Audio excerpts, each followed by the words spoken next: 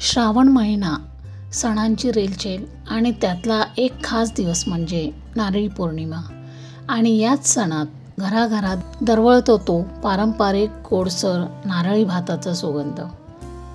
अशाच नारळी भाताची रेसिपी आज मी तुम्हाला दाखवणार आहे। यासाठी इथे मी अर्धी वाटी तांदूळ घेतलेला आहे। तुम्ही कुठचाही तांदूळ घेऊ शकता। इथे नारळाचा मी इथे किस करून घेतलेला आहे। 1 कप नारळाचा किस आहे। त्याच्यानंतर 1 कप गूळ घेतलेला आहे आणि काही ड्राय फ्रूट्स घेतलेले आहेत। अवेलेबल असलेले तुम्ही घेऊ शकता। इथे मिक्सरच्या भांड्यामध्ये मी किसलेला नारळ घेतलेला आहे। त्यानंतर तेवढ्याच प्रमाणामध्ये गूळ घेतलेला आहे। आता आपल्याला हे व्यवस्थित बारीक वाटून घ्यायचं आहे, त्यामुळे इथे पाण्याची गरज लागेल। इथे 2 कप मी पाणी घालून मी आता व्यवस्थित याची बारीक पेस्ट करून घेणार आहे। आता वाटून झाल्यानंतर काय करायचं आहे, एका भांड्याच्या वरती गाळणी ठेवायची आहे आणि ते मिश्रण त्यामध्ये घालून असं व्यवस्थित चमच्याच्या साहाय्याने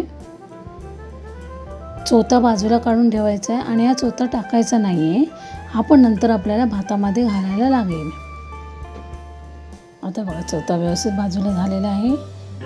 हे बघा नारळाचं दूध व्यवस्थित तयार झालेलं आहे। गोड नारळाचं दूध तयार झालेलं आहे। ज्या कुकरमध्ये आपल्याला नारळी भात करायचा आहे त्या कुकरमध्ये इथे मी 2 चमचे साजूक तूप टाकलेला आहे। यामध्ये आता मी ड्रायफ्रूट्स टाकते आहे। मी ते मनुका आणि बदाम घेतलेले आहे। तुम्ही हवं तर यामध्ये काजू वगैरे घालू शकता। हे ऐच्छिक आहे, कंपल्सरी नाही आहे। आता ते घालून व्यवस्थित ढवळून घ्यायचे आहे। मनुके वगैरे व्यवस्थित इथे फुलले गेले आहेत। हे तळलेले जिन्नस आहेत ते काढून ठेवायचे आहेत। आणि त्याच भांड्यामध्ये आता आपल्याला भात करून घ्यायचा आहे। इथे जे तांदूळ होते अर्धा कप किंवा अर्धी वाटी जे तांदूळ होते ते मी व्यवस्थित धुवून घेतले आहे आणि त्यामध्ये मी घातले आहे। आता परतून घ्यायचे आहेत। यामध्ये जे पाणी आहे ते पूर्ण सुकेपर्यंत आपल्याला परतून घ्यायला लागेल। यातील पाणी पूर्णपणे सुकलं गेलेलं आहे। आता यामध्ये चवीनुसार मीठ घालायचं आहे आपल्याला। चवीनुसार मीठ घालून व्यवस्थित एकदा परतून घ्यायचं आहे। आणि जे आपण नारळाचं दूध तयार केलेलं आहे, गोड दूध तयार केलेलं आहे ते त्यामध्ये घालायचं आहे। ते घातल्यानंतर पुन्हा एकदा मिश्रण एकजीव करून घ्यायचं आहे। त्यामध्ये तळलेले जे ड्रायफ्रूट्स आहेत ते घालायचे आहेत। थोडेसे बाजूला ठेवले आहेत, नंतर गार्निशिंगसाठी मिळतील। त्याचबरोबर थोडंसं नारळाचा चव आपण जो बाजूला काढून ठेवला गाळताना तो 1 चमचा घातलेला आहे इथे मी।